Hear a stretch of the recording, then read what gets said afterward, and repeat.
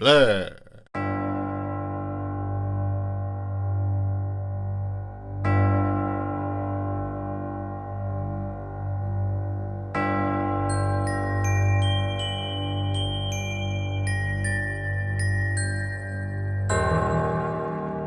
Hello everybody, it's the Warhipster here, coming at you with another Sprue review video for yet another army set, and today we are looking at the lid of the Deathrattle army set.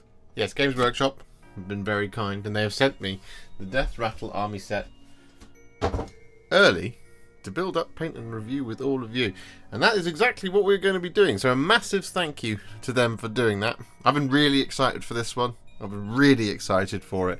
It's very, very cool box. Lots of really cool skeletons in there. And, well, I've been thinking a little bit about how skeletons really are kind of the, you know, the most archetypal fantasy enemy. Sure, you have things like orcs and demons and barbarians and all this kind of thing, but does it get any more fantasy than it does with skeletons? And vampires, mummies, and zombies, and all that cool stuff. Well, that's what you get with the Soulblight Gravelords. You get basically just the cool horror stuff that's a little bit cheesy in some regards, but these guys ain't cheesy. So a set of brand new skeletons is always going to be something that's very, very cool for, well, tabletop wargamers and fantasy wargamers, and just in general, skeletons are just awesome. So all that is to say, I have been very, very excited for this army set because, well, it's all skeletons. And Soulblight Gravelords are one of the coolest factions in Age of Sigmar. They just have something about them. Again, it's you know, direwolves, vampire bats, vampires, skeletons, ghouls, not ghouls. You get it. Zombies, all that sort of stuff. So I just have a bit of affinity for them. Very, very, very, very interested in where this stuff is going and what is possible with the Soulblight Gravelords army. It's a cool book. It's really, really lovely artwork in the book. And yeah, it's just a cool time to be unalived-ish. Unlife? It is called Unlife, isn't it? Yeah. Yeah. I sense that I'm rambling a little bit. I'm just very excited for new skeletons, and well, it's been a couple of weeks since we've done a Sprue review, so permit me a little bit of shaking off the ring rust, as it were. So just before we jump into the Soulblight Gravelords Deathrattle army set, I do have to do my YouTuberly duties. I have to ask you if you could please leave a like on the video and comment below telling me how you feel about Soulblight Gravelords. Are you excited for all new skeletons? Are you as excited as I am? Are you just vibing with it? It's a cool box. It's a really cool box. And of course, if you are new around here, please do hit that subscribe button. We are slowly shambling our way towards 100,000 subscribers this year. I'd really like to do it. So let's get there.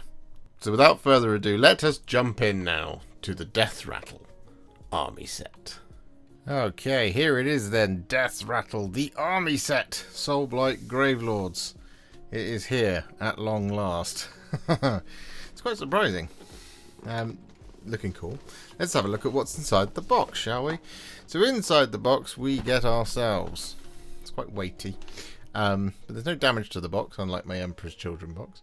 So this one, inside we get the 122-page Battletome Soulblight Gravelords. We get 55 War Scroll cards, 1 White King on Skeletal Steed, here he is, 5 Barrow Knights, there they are, and 20 Barrow Guard scattered around the box, just there.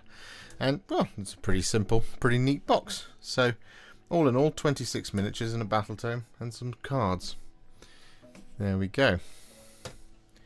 Graveguard, eat your heart out. So let's get this thing open and have a look at what we're going to be viewing inside this box, shall we? So, well, what I would expect to see is plastic. Oh, we have an upside down piece of card. Oh, wow. Okay. Interesting. Tiny plastic. Small bits of plastic. Not full size sprues. Okay, so we have 1, 2, and 3 of that sprue. That's very interesting.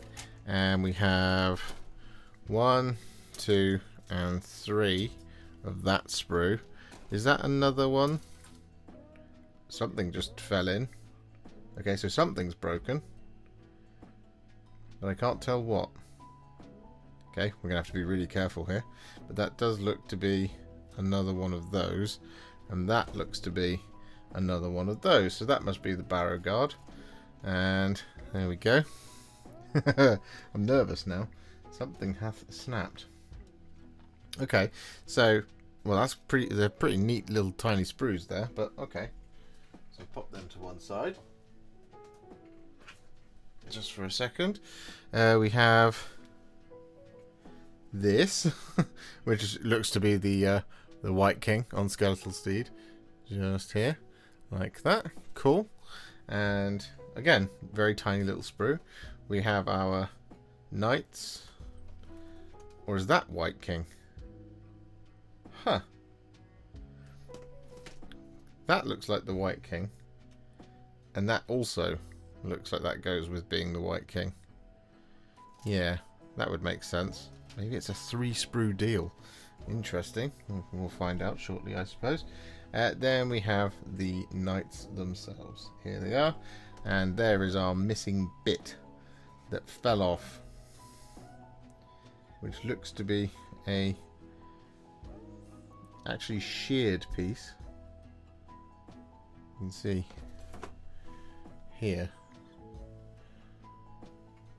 Ooh. Apparently not.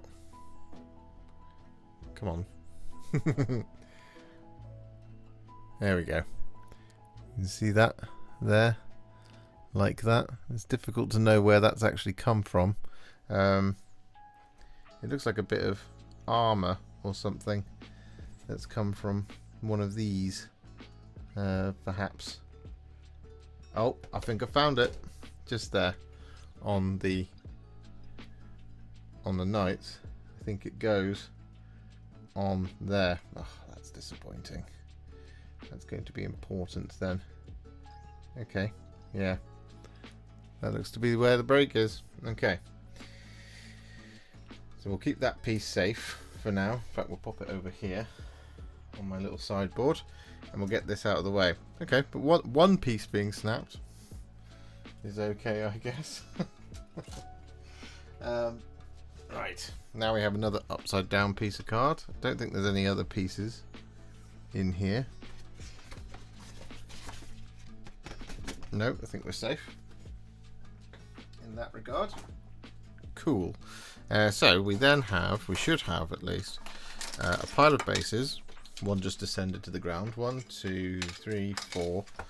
And there's a 5th one down there of the same size. And we have our pack of 20 or so 32mm round bases, I think. And then we have our folio. We should maybe have another base in here for the White King. Yeah, there it is. Big round circular base. There we go. Love it. Right. Let's pull this out and get rid of that. Yep. Nope, looks like we're fine in that regard. Alright. Here we are then. This is gorgeous. Love that. Love to see that. Alright, let's try and get this open without doing too much damage. Again, one of the best things the Games Workshop has started doing are these folios. This one doesn't have the little kind of holder thing. Some of them do, some of them don't. The Kill Team ones generally tend to have a little bit of elastic there that holds things together. But let's get this open, shall we? So we should see a battle tome first. There it is. And I can already feel it in my hand that I've pulled out the instruction manual as well, which is another little A4 size one. Perfect. Lovely. We like those. There it is. Gorgeous, gorgeous battle tome. Let's have a look at what it says on the back. Fear the rattling tread of fleshless soldiers and dread the scrape of tomb blades drawn from ancient scabbards. The armies of Crypt and Barrow are on the march. Lovely. Oh, that's very pretty. That's very, very pretty indeed. Love it. Oh, and it's got gold pages as well. I always forget that, but gold pages make me very happy.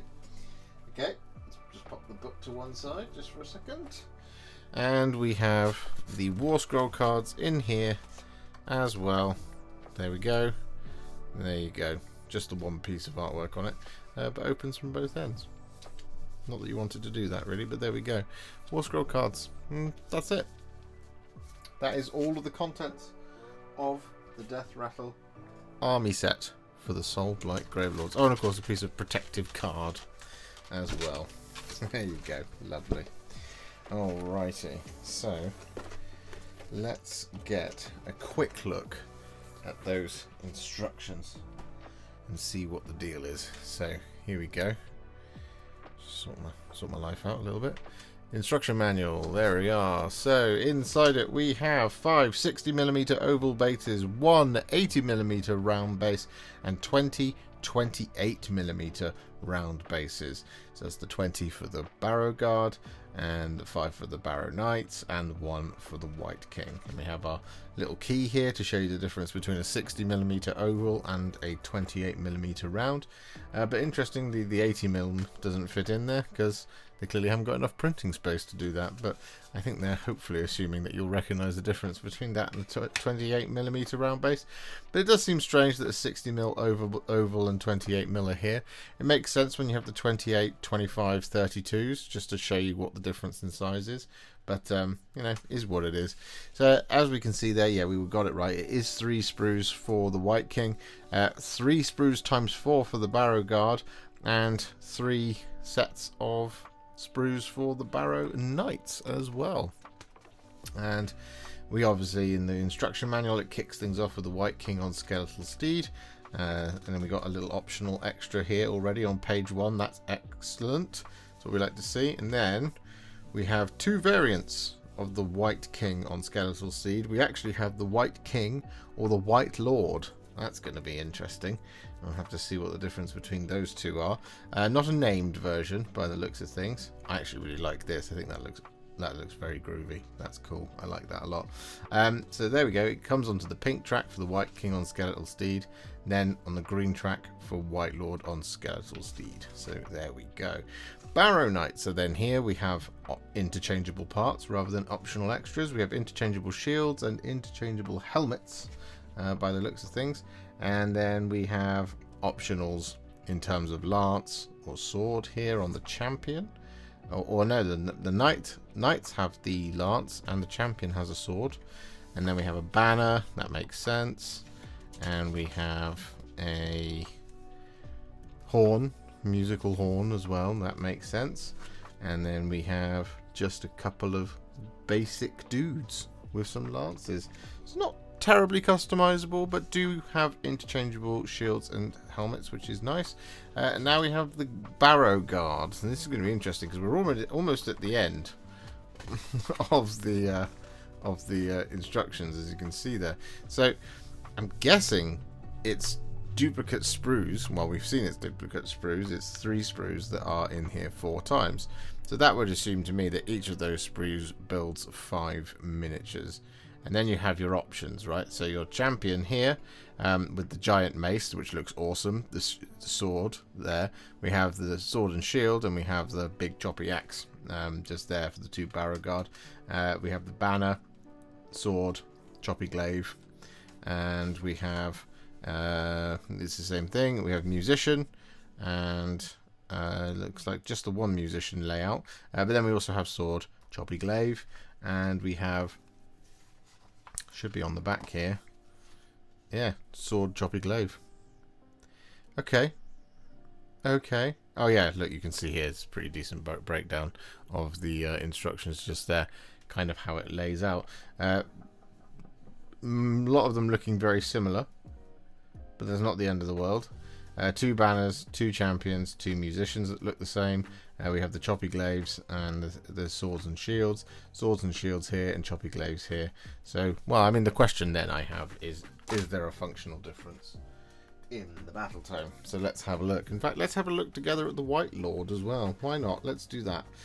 So we're looking for Barrow Guard, Barrow Guard, Barrow Guard. Oh, the mortis engine's in here. Lovely.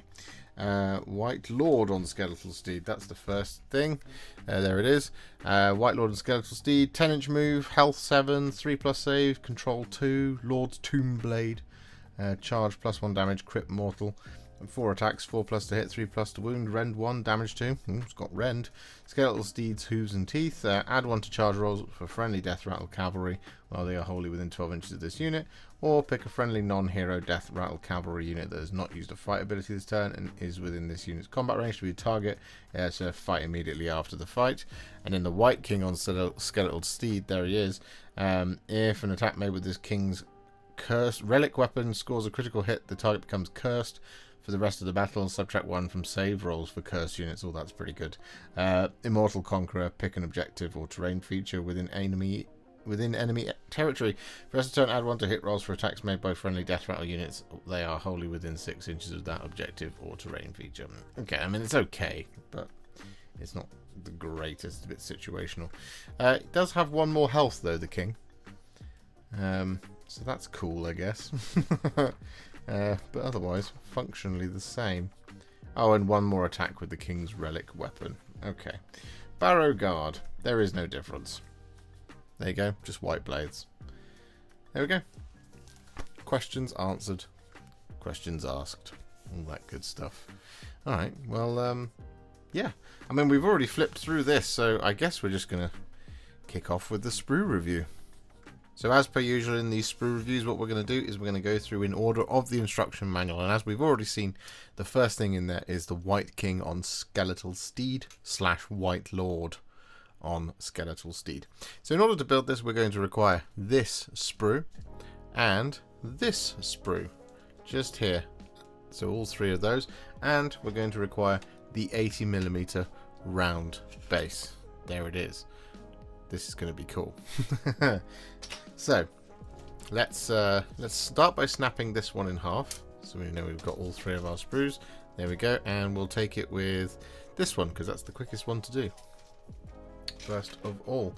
So here we go. So we know that this builds one of 2 models, so there should be a ton of components on here, and it already looks like that way because there's 3 whole sprues in order to build said model. So like I said, we're going to start with this one because it's the easiest one to do, because we have a bunch of the base 1, 2, 3, 4 and 5 pieces, and it looks to me like the entire base is a sculpted base, which is cool. I like that a lot. It just means that we don't have to mess around with, you know, any texture paint for this. Hopefully there are no gaps. We shall have to see. It does make assembling it to the base nice and easy. Now these pieces are all fine, you know, they're pieces of the base. They're connected around the outside. They're on a flat 2D plane, so they're all good. Does mean that if you wanted to use this base for something else, you've got a really nice Shaishan Soulblight Gravelordsy base with which to do some stuff. Maybe even a diorama, that type of thing. It's straight out of the box in many ways. You only have to fill this little gap here with something, but there you go. We also have some of those optional pieces here. This is the optional horn that we can stick to the base. I think that's this other part of it, or it's this one. It's one of those 2 pieces. They are the ones that you can stick to the horse as part of its tack. Now, as a kind of looking at it, we do have one of the horse's legs down here, where we're connected here on that kind of peg, which is the bit that's going to go in that hole just there. So just make sure you don't clip that bit off. That is actually meant to be there. That is not part of the sprue to be clipped off, so just bear that in mind. And then we have 1 and 2 connection points right there on the horse's bones. They should be nice and smooth and rounded, so the fact that there's only 2 is fine. Would prefer to have seen the connection point right here on the top, but there we go. Can't win everything. We have a little tassel here of some description. Oh, that's from the horse's head helmet. Head armor. We don't have a connection point in there, which is great. Here and here, it's nice around the outside of the kind of flat, smooth pieces. And then we have another one here on a kind of circular bit, like with the bone. So we're going to be saying this a lot, I imagine, with this box, but just move with the curvature of the piece. Don't kind of cut across this piece with your knife or mold line remover this way. When you're trying to smooth it down, just go across it that way, so sort of widthways rather than lengthways, as it were. And it just makes it a little bit easier to smooth them down so you don't end up taking a big chunk out of it. And we have another piece of the base just there. You can tell because it's all nice and rocky, but we do have one of the helmets, or the helmet, of the White King or Lord, where we're connected on the top of the kind of hair bit, and then right here on the side in the kind of the strands of the hair, which is a bit of a shame. Just as usual, it means don't apply too much pressure when you're smoothing it down, because otherwise you end up losing some of that detail. And there's often the easier parts of the details to paint because it's all lovely texture, so contrast paint just goes in there nicely, especially if you're going to do it in a contrast plus style, as we intend to do as always. So we have a piece of a skull, or an entire skull here, and they're connected pretty fiddly here, just kind of there on a rounded piece, there on the side of another rounded piece, and here on the little ball joint where it's going to connect into the rest of the miniature by the looks of things. So watch out for that. Again, just be careful around there. Same for this bit, same for this bit, and same for this section just here. So kind of quite a fiddly little sprue in some ways, because we've got a little bit of fiddliness over here and a little bit of fiddliness over here. It's quite congested here and here in terms of its connection points. That's component number 37. But there you go. That is sprue number 1 of the White King. So the next one, we're just going to pick the next one off the top, which is this one right here, this lovely piece. And well, it's kind of similar stuff going on here. There's a lot of kind of congested areas, very, very fiddly, tiny bits.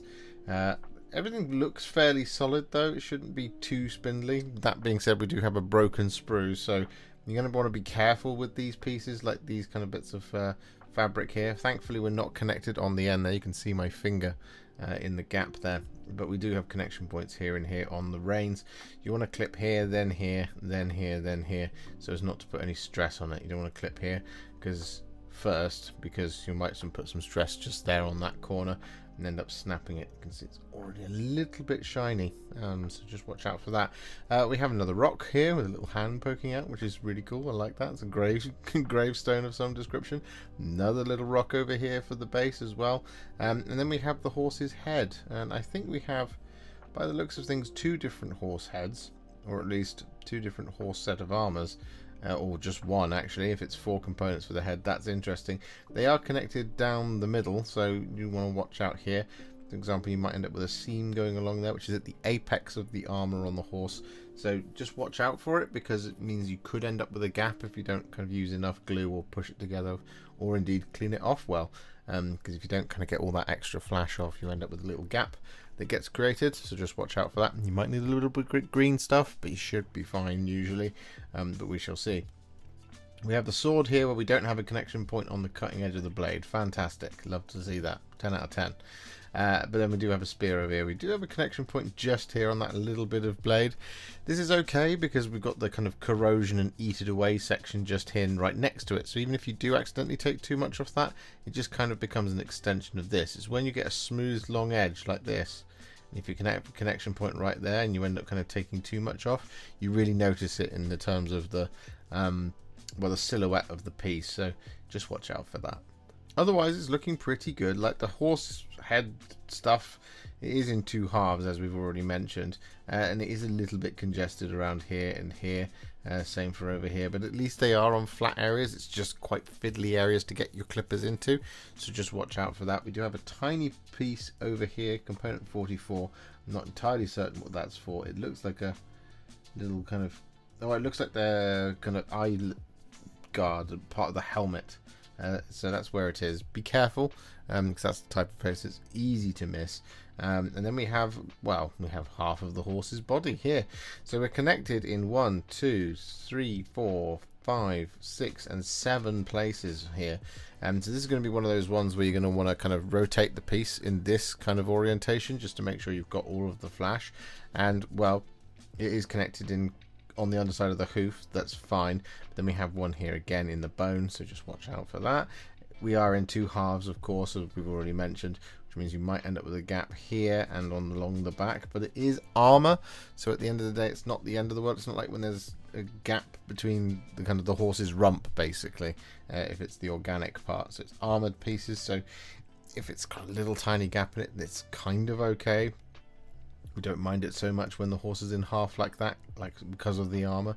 But we do have a lot of connection points on it. So just watch out for those. Make sure you get them all, and you will absolutely want to make sure you get these two here on the saddle, because again, you don't know if it's going to prevent you from being able to stick your White King on. We do have a part of the White King's leg here as well, sculpted in to this side of the horse. So watch out for that. It's meant to be there. Don't get rid of it. So there we go, that's sprue number 2, and now we have sprue number 3, and this should be fairly similar deal for what we've already kind of talked about here. So we have 2 more pieces of the base here and here. We have another half of the horse's body where we're connected around the tail actually here, 1 and 2, and that looks quite spindly, quite detailed, quite lovely, very kind of elegant in some ways, but that does mean that there is a risk for some pressure being applied here when clipping. So just kind of clip around here first, maybe then, rather than kind of doing any clipping over here, because you don't want to put any pressure around here. Particularly if you start clipping here, it puts all the pressure going that way, so you might end up creating a snap, for example, just here or around there. So just watch out for that, you know, just kind of make sure you bear that in mind as you're going through it. We have another piece of helmet, yeah, there we go, another with a spinal column as well, which is really cool. This must be for the variations that we have with the White King and White Lord. And then we have the kind of the furs around the neck, which I believe is generic to both of them. It's just the orientation of the head slightly different, and the head itself is different depending on which unit you build. And we have one of the chest pieces here, which is the White King, with this kind of relic White King's weapon, I believe is what it said in the battle tome. We do unfortunately actually have a connection point there in the cutting edge of the blade. This one's fine because it's on the back, but this one's on the cutting edge. Watch out for that. It's a bit of a no-no. We don't like that so much. The same thing goes there. Oh no, in fact we are fine, because that is a scabbard. It's not the end of the world on a scabbard, but there we go. Like I said, just move with the curvature of it. Be careful. We have 2 different shields as well, which is really cool. And they have another part of the torso for the other variant as well. And of course, the back part, which I think is generic between the 2. And then we have some hip plates as well. So all in all, this is a really cool sprue. In fact, we'll just quickly kind of point out this part as well. This is the other leg of the horse that we haven't encountered. I believe it goes there on that part of the body. You just want to clip here first, then there. Again, you don't want to put any undue stress either here on this joint or here on this joint.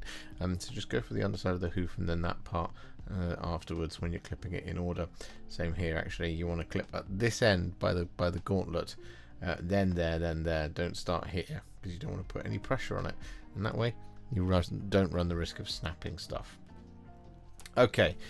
I still haven't decided which one I'm going to do. I think I might do the White Lord, because I think it looks cool, and well, I preferred its War Scroll, so that's probably what we are going to do. So we're going to come back in just a minute after we've seen how long it takes to build exactly that miniature.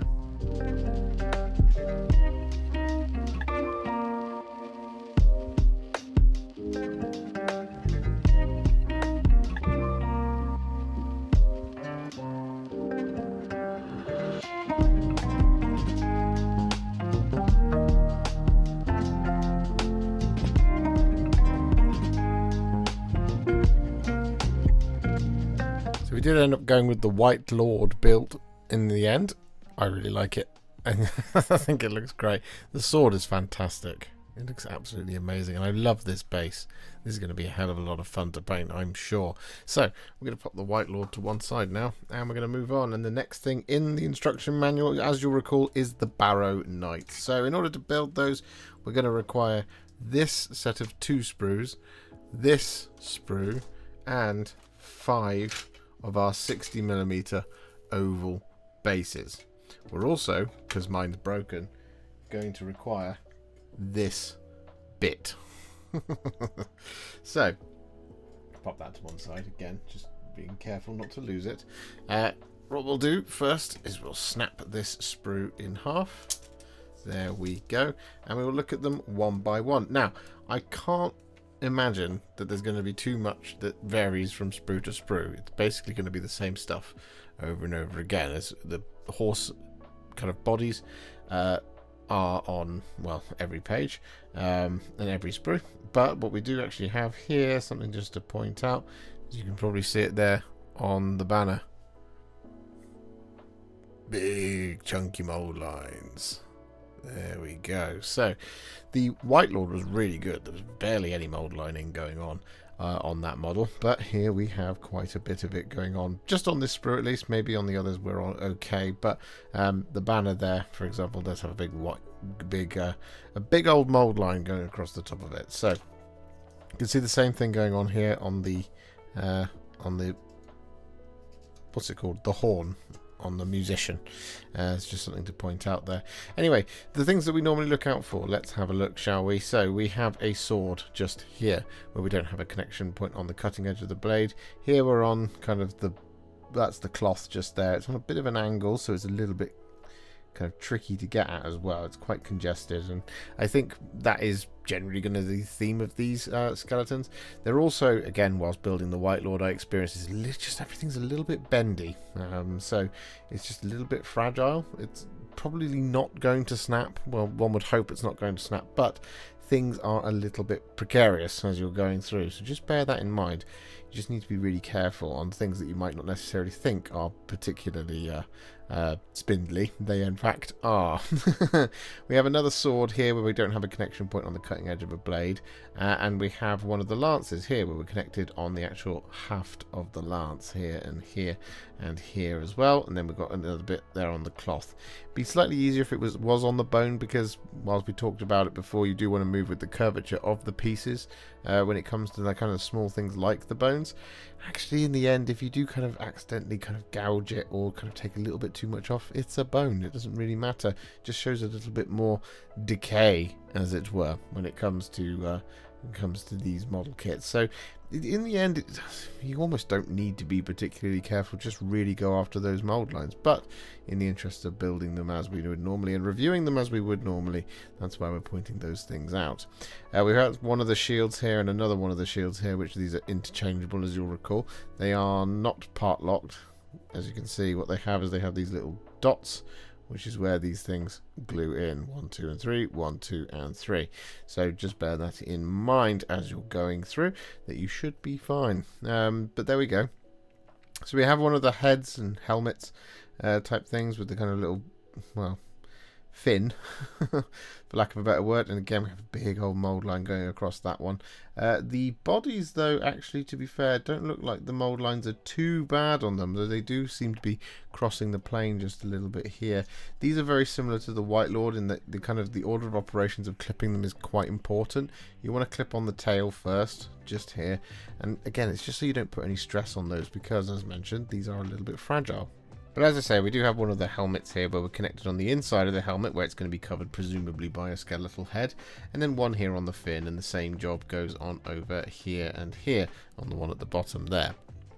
We have one of the shield arms here, and you can see those 3 dots, how they align with the shield, and that's kind of connected on the strap of the shield by the looks of things, so it's nice. And well, that's actually on the inside of the armpit of the arm. There you go, actually, because this is going to slot, presumably, let's say it slots into component 40. You've got the front of the pauldron and the back of the pauldron there, so it just slots together. But it will be covered, but you do just want to make sure you get rid of it if there is any flash left behind, so you get a nice kind of clean fit there.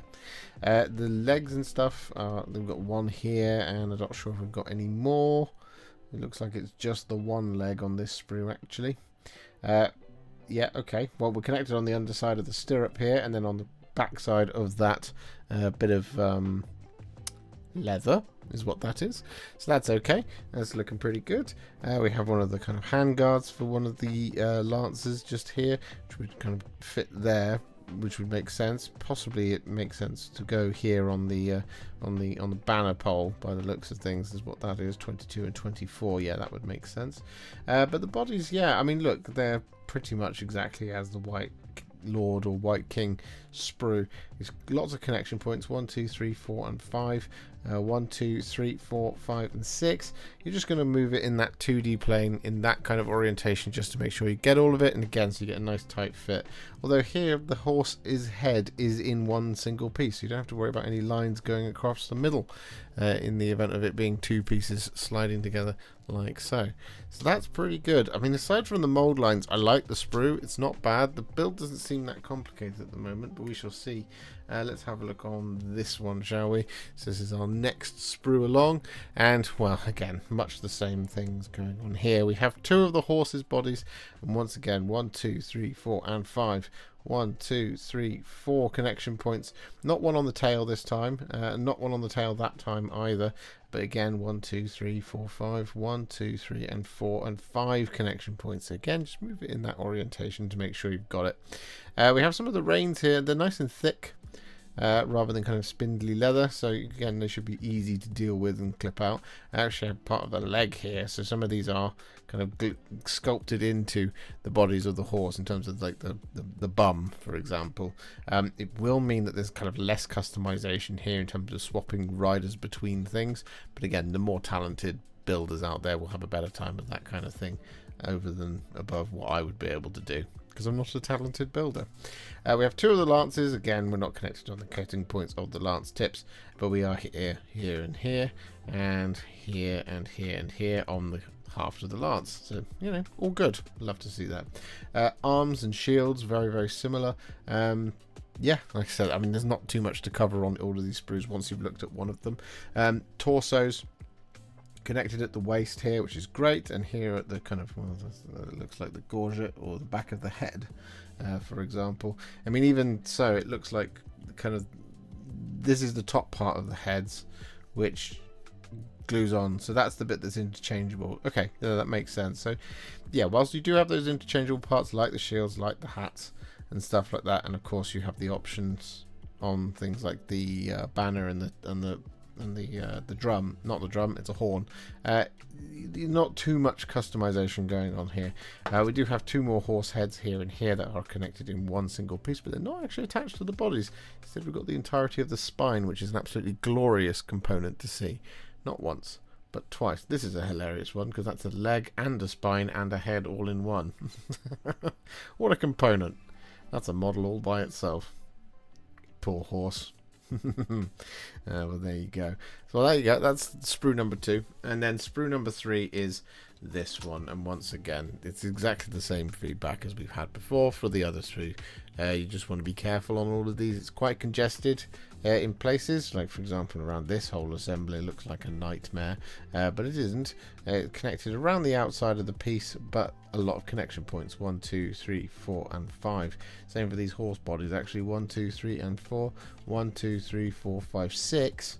1, 2, 3, 4, 5. 1, 2, 3, 4, 5, and 6. The mold lines don't look so bad on this sprue, to be fair, and we didn't actually check it on the other one. No, they're looking pretty good as well. Maybe it is just that one sprue, the kind of upgrade command sprue, as it were. They're looking pretty decent. It's just one where they're really, really prominent so far. Of course, we'll find out more as we build them, but there we go. Yeah, we've got 2 more of the shields here on this sprue, another one of the helmets. We've probably got the champion's head here, and again, horse body, well, horse head there, all in one piece. Horse head here, all in one piece, which is great. Should make for nice looking horses. Well, I'm pretty pleased. I'm pretty impressed with this kit. Despite the mold lines, I'm pretty optimistic that these shouldn't be terrible to build. This shouldn't require a huge amount of work. Once you kind of get into the rhythm of it, they seem fairly simple. So, well, I guess all that's left to do is to figure out just how long it takes to build the Barrow Knights.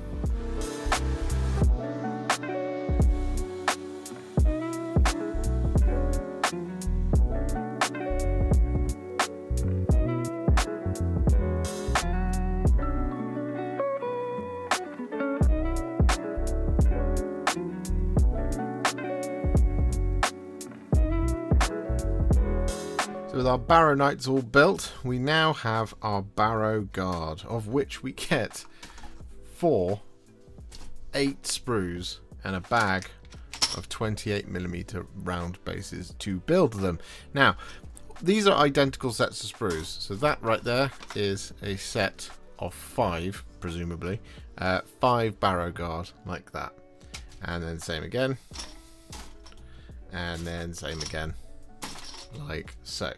So out of these, what you'll then have is a series of kind of, you know, of variations of weapon. So we can see these. We've got things like the banner here that appears on all of them. So you could build 4 banners if you want. There's no point to, because you can only have 1 per 10, but you could if you wanted to. So there's a banner here. There should be a drum somewhere. Yep, there's a drum over here.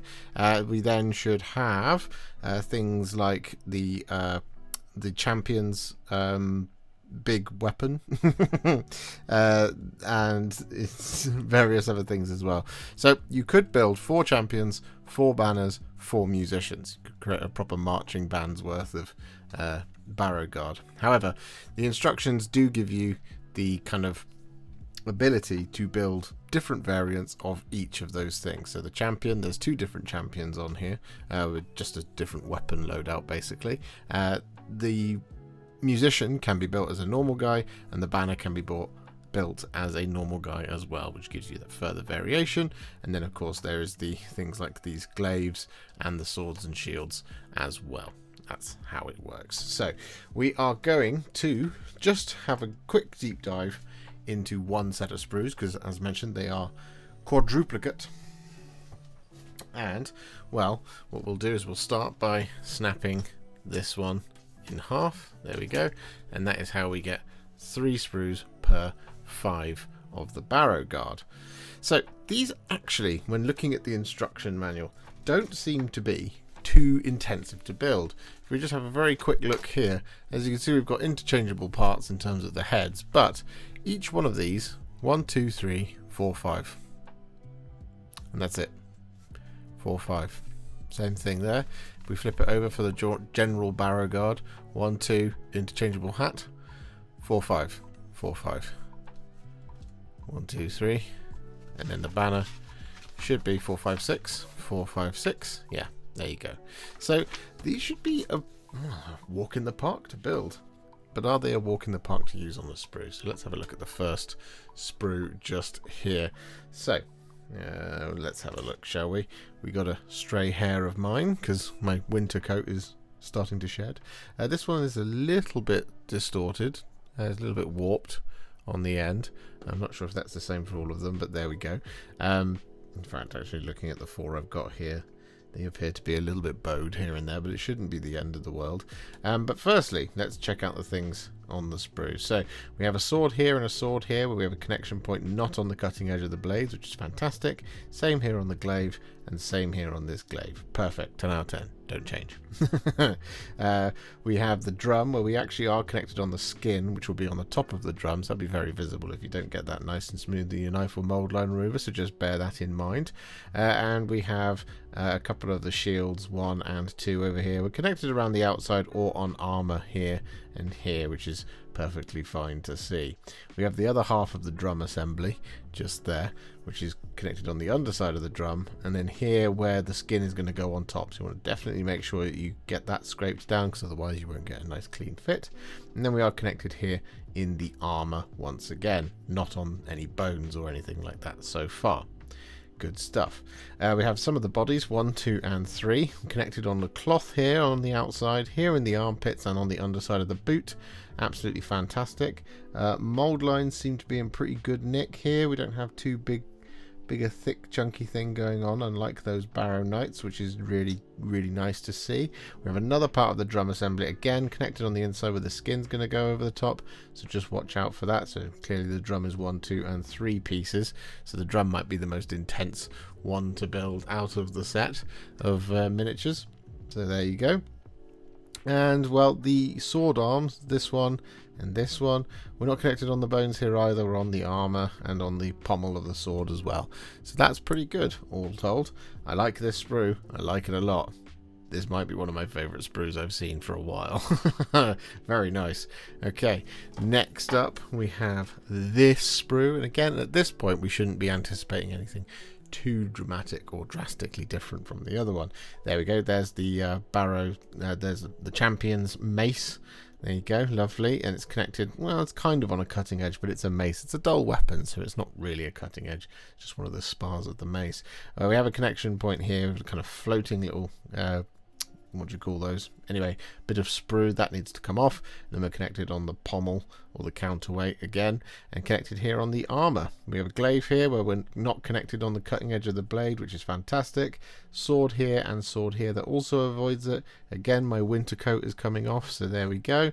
We have another shield and another shield. That looks like a champion shield to me, but we are connected once again round the outside of the shield or on the pauldron of the skeleton warriors themselves. This is all very promising and very cool.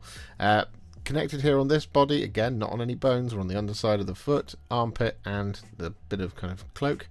Same here, armpit, underside of the feet, fantastic. And same for this one here and here. And there. Oh, this is looking pretty good, I'm not going to lie. We have the pointing hand here, which is one of the champion's alternate builds. That's actually got a connection point on the top of the gauntlet, so that's a nice obvious place to accidentally leave some flash. Just be careful around there. Again, don't gouge it too much, because we're curved here on that gauntlet. It's kind of like it's a convex surface or concave surface, and we want to be careful around there. Convex is outwards, concave is inwards. There we go. It's a concave surface, so you just want to move with the curvature of that piece of armor just to make sure that you don't kind of accidentally take off too much of it. But again, skeletons, does it really matter? They are desiccated and decaying, so you know, it's kind of up to you really at that point. We have one of the helmets here. This is the champion's helmet with the plume. We've got a connection point there on the hair in the plume, so just watch out for that. Again, just don't apply too much pressure and you won't accidentally smooth off the detail that is in that hair just there. But otherwise you should be all good. What I'm actually pretty impressed so far is it doesn't seem to be too spindly, but we do have the helmets, but the helmets are connected here on the kind of the bat wings on the sides. It's not here on the spike on the top.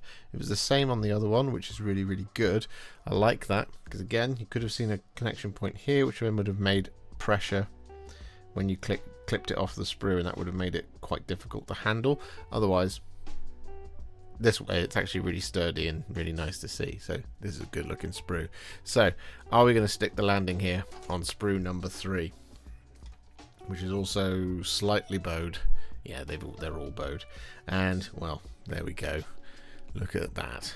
Connection point not on the cutting edge of the blade here, nor on the cutting edge of the glaive here, nor over here. So the blades all escape that dreaded fate, which is awesome. Actually, there's a blade here as well, which does also escape it, so that's fantastic. Love to see it. We have the banner pole here. Again, we're not kind of mold lined to death here. And same for that banner, so again, much better nick than the Barrow Knights themselves, so that's looking great. Shield here and shield here, connected very similarly around the outside of the shield or on the pauldron there and there. Helmet over here, connected in the same way on the bat wings, not on the spike. This is fantastic. And we have the beater of the shield here. We were connected just on the beater, the pommel of the beater, and on the pauldron as well. Oh my goodness. What a fantastic, spectacular sprue. Don't even have a connection point on the bone. There. Wow. Wow, wow, wow. Well, Barrow Guard are fantastic. What an awesome set of sprues. Genuinely, that's just really refreshing to see in a kit like this. They could be really, really complicated and really, really just a kind of pain to clean up or get off the sprue and this, that and the other, but they're not. They're fantastic. Very, very, very efficient.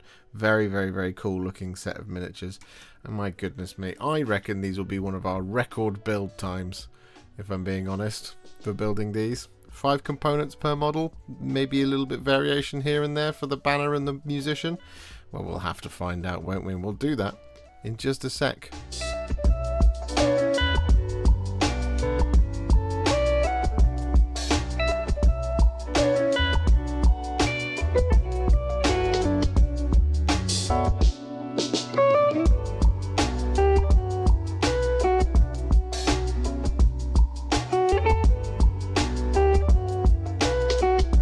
So there you have it, all built. But was it all painted? Yeah, it was.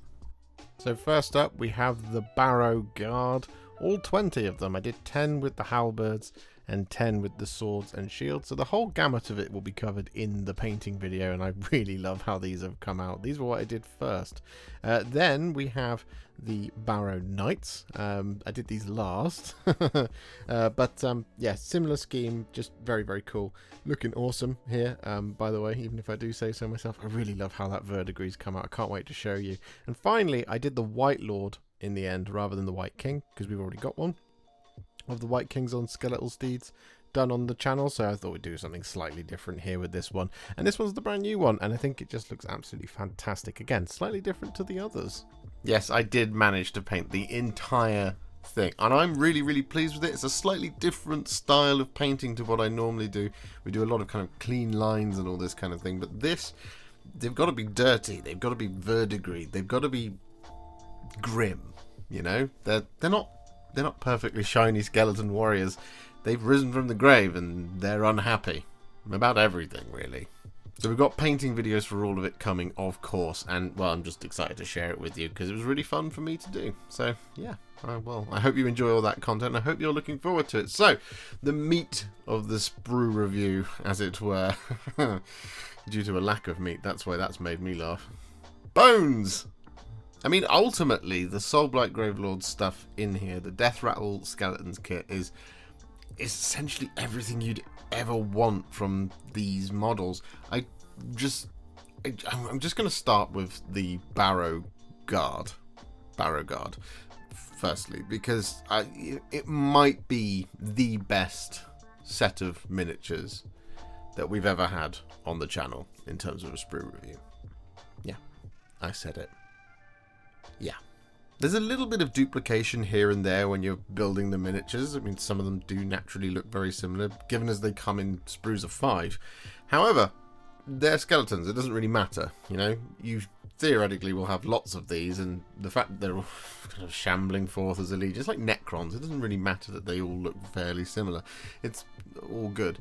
The actual building them, though, of these particular Barrow Guard is just so beautiful. It's one of the quickest models we've ever put together. That's an actual model. It's not like a little minion that goes with something that's just 2 components. They didn't require too much in the way of actual cleanup. It was really quick to do. There's lots of cool components. They're all kind of added to the sprue. They're attached to the sprue in a really sensible way. They're close to being a perfect kit of all times. It's seriously impressive. Like, doing 100 of these wouldn't really be the end of the world. You know, there is a tendency, I think, sometimes with newer Games Workshop kits that they are sort of 7 or 8 components, and they are a little bit tricky at times to put together, whereas these are just simple, beautifully simple, very elegant, and very well thought out models. And I honestly cannot sing their praises enough. They're a 10 out of 10 as far as I'm concerned. I love them. I think it's a genuinely really, really, really good sprue. I can't wait to get my hands on more of them, because not only are they quick to build, they're also pretty darn quick to paint, which is fascinating because these are the slightly heavier armored, more elite version of the Deathrattle skeletons that we already have, which do go together pretty quickly anyway, but it's just worse because they're a bit flimsier and some of their legs and stuff snap here and there. So this just kind of is like that version of the kit, but like 2.0 with the kinks all sorted out. So it's just absolutely fantastic. With all that in mind, though, the Barrow Guard being out of 10 out of 10, I'm pretty certain, or 9.9 out of 10, because I'm sure there were things that were frustrating about it, and there might be things that are frustrating about it for all of you. In fact, we'll just put the Barrow Guard at a 9.5 just because of that slight lack of variation. Let's just do that. But the Barrow Knights, on the other hand, whilst again very similar, they're not too bad to put together. Mine were sadly quite rough in the cleanup. They took a long time because of the cleanup, which, you know, sometimes it can't be avoided. But when you're quite early in the production run of miniatures like this, when there's this kind of like thick mold lines on the kit, generally says that it's, you know, it's either not quite a good mold or just that it's been overworked at this point anyway. So something like that. I don't know the finer points of the manufacturing process, but when you get the Barrow Guard, and they're basically zero cleanup, a little bit of cleanup here or there, but you have the Barrow Knights where there's tons of cleanup to do. It's kind of a bit like a question mark in my mind. So yeah, the Barrow Knights are a little bit of a trickier proposition, and they're not so good as the Barrow Guard, but it is what it is. There's not really a lot you can do about it. They look perfectly cool. The steeds are really nice. I think there's a lot of character in them, and I really like the riders as well. It would have been nice to have, again, just have a little bit more variation in them. If you're going to have multiple sets of these, you don't want them to all look exactly the same, but it is what it is. Having the interchangeable shields isn't really enough to add enough of that kind of variation in there, but who knows? The choice is yours. You can have your own opinions. And finally, of course, we have the character, the White King or White Lord on Skeletal Steed. It's an interesting one, that one. It kind of reads to me like one of them was going to be a named character and one of them wasn't going to be a named character, but they've got rid of the old Skeletal Steed White King, I think. I'm not sure. I at least don't see it in the battle tome. But you have this new one, which is cool, it's nice, but it kind of reads to me like the White Lord possibly was going to be a named version, and then they changed it and made it a generic one, which is cool. It's a kit that does make 2 generic characters, so if you wanted to get 2 of these boxes, or you have bought 2 of these boxes, congratulations, you have a White King and a White Lord in here, which is pretty cool. I like that. It does also mean that if it turns up in any future Spearhead boxes, or not Combat Patrol, that's the wrong thing. If it turns up in any of those types of boxes, you can buy multiples of those as well. So that's pretty cool at the end of the day. As for the Sprue itself, I was pretty good. You know, it's not bad. There's not too much of a difference between the White Lord and the White King. It's really kind of a matter of perspective. Literally, one's looking left and one's looking right. They've got a slightly different weapon and this, that, and the other, which is pretty interesting how it's done. There's only a couple of components that are different, but it does create this almost entirely different looking miniature, which is very, very clever, especially within the context of these skeletons. That being said, it does take a little while to put together just because of how many components are present on that base. A lot of the building of it is the base. There's lots and lots of different rocks that go in. So it does just feel like it's kind of an over-engineered piece at times, and it takes a little bit longer than you perhaps normally expect. It's not really a reason to criticize it, but for me it was like, there's another piece. So overall, this set gets a really high rating on the Land Raider scale. Really high rating. It's going to go for a 9 out of 10. That's right. A 9 out of 10. I just feel great about this entire experience. You know, the box itself is pretty cool. We did have that one snapped component. That seems to happen. I seem to be the unlucky one who gets a lot of that happening to me. I'm sure it happens to other people as well, and I'm sure it doesn't happen to the vast majority of people. But for me, it's like, that is a reason to take a whole point off, to take it to that 9 out of 10, because, you know, it just wasn't packaged properly by the looks of things, which is why we got that snap in the component. But at the end of the day, it wasn't too hard to fix, and as long as we kept a hold of that component, we were fine. But as a general hobby experience from start to finish, opening to basing it, basically, it's just been great. It's been a lot of fun, and we've done it in a record time. Normally with these, I'm about 5 or 6 miniatures behind, but in this case we bashed out 20 skeletons in 2 days, which I was really, really impressed with myself and the scheme. I thought the scheme really, really lent itself to that. So actually building and painting it was just really fun, and you wouldn't normally expect that from something that's basically a horde army at this point. Essentially, if you're going to go for loads of skeletons, that's what it is, and I just really enjoyed it. I really, really, really enjoyed it, and as a consequence, giving the box a really high rating. So yeah, 9 out of 10. Good job, Games Workshop. So there you have it. I hope you enjoyed this one. I hope you found it useful, and I hope you are excited to join the ranks of the shambling undead for the Soulblight Gravelords. So yeah, thank you so much for watching, and I'll see you all very soon for probably another Sprue review, and of course all of that painting content coming your way over the next week. So have a great weekend, everybody. Bye bye for now.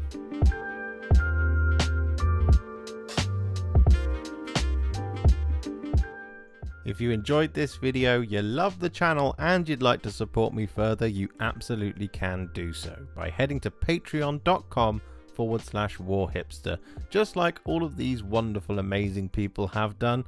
And alternatively, you could become a YouTube channel member by clicking on the join button below, exactly like these fabulous folks have done, scrolling up on the screen before you. There are so many of you out there that it really takes my breath away, and I cannot thank you enough for everything you do, as without you I wouldn't be able to keep making these Contrast Plus videos.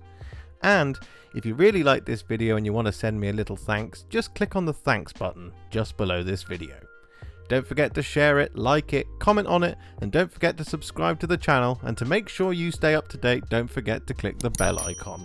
Thank you so much for watching, and I'll see you all very soon in the next one. Happy wargaming.